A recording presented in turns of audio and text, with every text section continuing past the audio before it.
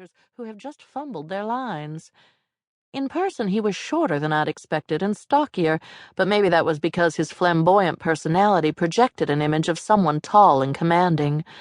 He wore an expensive-looking cashmere camel overcoat over a double-breasted navy pinstriped suit and had a white silk scarf draped around his neck. Quinn and I had on faded jeans, old wine-stained sweatshirts, fingerless mittens, and down vests to ward off the damp chill of the room. I wondered how long it had been since Gino had gotten his hands dirty in the barrel room like we did. Just now, he seemed miles out of our league. But he had baited Quinn, using me as the pawn, and I resented it. "I'm Lucie Montgomery, Mr. Tomassi. I own this winery." I glanced at Quinn.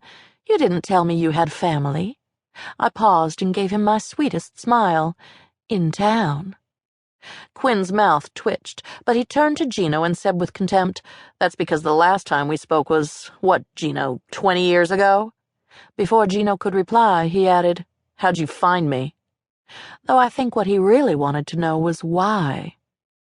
Gino looked around the room. By California standards, certainly compared to the vast empire he owned, which sprawled across Napa and Sonoma on either side of the Mayacamas Mountains, my entire operation in the charming, bucolic village of Atoka, Virginia, population 60, must have seemed like very small potatoes to him. 30 acres of vines planted on a 500-acre farm given to one of my ancestors in appreciation for service during the French and Indian War. Highland Farm sat at the foot of the Blue Ridge Mountains in a region better known for raising thoroughbreds, hunting foxes, and playing polo than for making wine. "I've always known where you were," he said to Quinn. "You didn't think I wouldn't keep track of you, did you? I offered you your first job, remember? Tried to give you a hand up, bring you back into the family business." Quinn snorted. "You've got a hell of a nerve, Gino. It stopped being my family's business after your father screwed my grandmother out of her share of it. You couldn't have paid me enough to work for you. Not then, not ever." Gino's face looked like thunder, but he kept his voice level. "Your grandmother came to my father for help because she was desperate after your grandfather lost his shirt on a bunch of lousy business deals. My old man was struggling, but he took out a loan to bail her out, and she gave him her share of the vineyard in return. My father helped your grandmother, Quinn, the same way I tried to help you." He shook his head and tapped his forehead with his finger. "Testadora," he said to me. "Bull-headed. Always thinks he's right. Always has to do everything the hard way. His way." I didn't disagree with him about Quinn's stubbornness, but I wasn't about to say so, at least not to Gino Tomassi. "What does bring you here, Mr. Tomassi? Surely it's more than a family reunion, or that you just happen to be in the neighborhood. Atoka's not even on most maps." This time his smile showed a lot of teeth. "Call me Gino." "Gino," I said. "To what do we owe the pleasure?" "You're clever, Lucie Montgomery. Smart. I've been keeping an eye on you, too. You run a good vineyard." So he already knew who I was.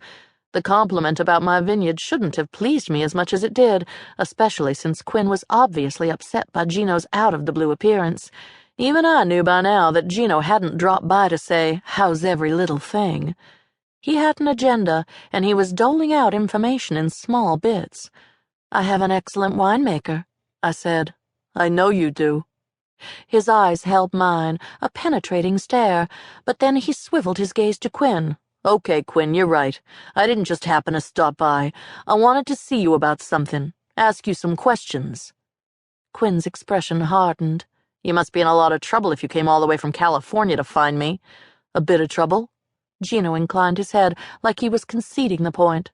"I was wondering if you knew anything about it." "About what?" "About why I'm being blackmailed." Quinn had been about to pick up the wine thief and begin filling another bottle. He set it down and said, "I have no clue.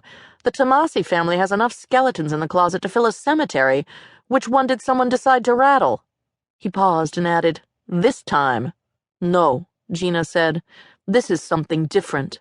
"Explain different." Gino walked over until he was standing in front of Quinn and me. He dropped his voice to a conspiratorial whisper, although there was no one but the three of us in the barrel room. "I got an email a few days ago.